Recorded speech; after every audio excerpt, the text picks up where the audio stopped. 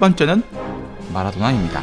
바르셀로나의 10번 역사는 1982년으로 거슬러 올라갑니다. 1979년 아르헨티나를 청소년 월드컵 정상에 올려놓으면서 세계 최고의 유망주가 된 디에고 마라도나. 그는 1982년 여름 보카 주니어스에서 바르셀로나로 이적을 합니다. 이적료는 당시 60억 정도로 세계 최고의 금액이었습니다. 그가 받은 번호는 10번. 마라도나 이전 바르셀로나의 10번으로 명성을 떨친 선수는 1950년대 활약한 루이스 수아레즈와 1979년 리그 우승을 이끈 후안 아센시 정도였죠. 마라도나에 앞서 바르사의 10번은 거대한 이름이 됩니다. 2년간 마라도나는 바르셀로나에서 58경기 38골에 엄청난 활약을 펼쳤는데 팀 내에서 가장 많은 득점을 올렸을 뿐만 아니라 팀의 우승컵 2개도 선사합니다.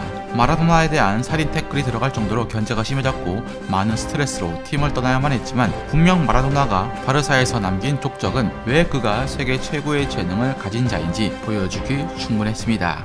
두 번째는 호마리우입니다. 네덜란드 아인토벤에서 5년간 127골을 기록하며 리그 득점왕 2번을 차지하는 등 최고의 선수였던 호마리우. 한편 1993년 당시 바르셀로나의 10번은 놀랍게도 당시 수비형 미드필더 에우제비우가 달고 있었지만 팀의 득점을 주로 책임진 이는 8번의 불가리아 국격기 스토이치코프였습니다. 1990년대 초반부터 팀의 에이스로 활약했던 그는 1993년 호마리우가 바르사에 합류할 때 불만이었습니다. 외국인 3명까지 보유 가능한 상황 속에 네 번째 선수가 들어왔기 때문입니다. 하지만 호마리우는 적극적으로 스토이치코프에게 다가섰고 이내 둘은 절친이 됩니다. 호마리우와 스토이치코프 최강 듀오는 1년밖에 뛰지 않았지만 이 투톱은 50골을 만들어냈고 호마리우 본인은 해트트릭만 5번이나 기록하며 라리가를 초토화시킵니다. 작지만 탄탄한 하체를 지녔고 천재적 재능은 금세 바르셀로나 팬들을 매료시켰죠. 플레이 하나하나가 만화에서나 나올 법하다는 평가를 받은 것입니다. 1994년 월드컵에서 5골 1도움을 기록하며 우승까지 차지했던 호마리우는 당시 유럽 선수만 받을 수가 있었던 발롱도르를 받지 못했고 투톱이던 스토이치코프가 가져갔지만 사실상의 당대 최고의 10번이었습니다. 세 번째는 히바우두입니다. 히바우두가 바르셀로나에서 10번으로 맹활약한 건 사실이지만 바르셀로나로 이적하기 전에 히바우두가 달았던 번호는 10번이 아니라 11번이었습니다. 이 번호는 U21 브라질 국대, 팔메이라스, 데포르티보 등 어느 팀을 가나 달던 히바우드의 전용 번호였죠. 심지어 바르사에서 1999년 발롱도르를 받을 때 그에도 11번이었습니다. 이 11번은 과거 브라질 축구에서 가린샤라는 전설적인 축구 선수에서부터 시작되어 호마리우도 월드컵에선 11번을 달고 뛰었을 정도로 10번에 이어서 팀 내 두 번째 에이스를 의미하는 것이었습니다. 바르셀로나 이적 후 4년이나 11번으로 활약한 히바우드 대신 10번을 달았던 선수는 산토스에서 건너온 브라질리언 지오바니와 핀란드 국격기 리트마넨이었습니다. 네덜란드 리그에서 뼈난 활약을 했던 리트마넨이 죽을 쓰자 히바우드가 2000-2001 시즌부터 10번을 달기 시작했고 바르사는 비록 무관이었지만 히바우드는 리그에서만 23골 10도움을 기록합니다. 바르사에서 10번을 달고 활약한 시간은 2년에 불과했지만 이 2년간 바르셀로나에 극적인 챔스 티켓을 안겨주는 골을 넣는 등 누가 뭐래도 팀의 에이스는 히바우드였습니다. 네 번째는 리켈메입니다.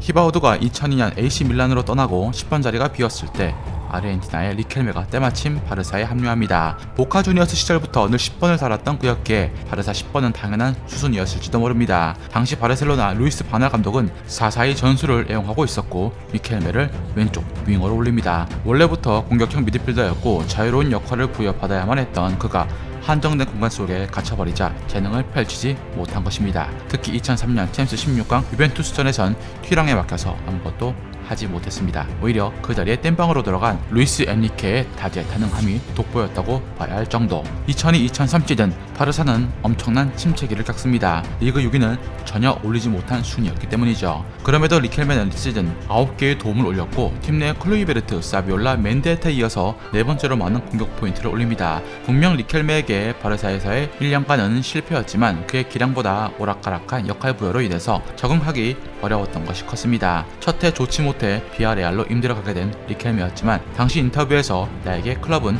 보카와 바르셀로나 뿐이다 라며 캄프누에 남길 원했던 그였습니다.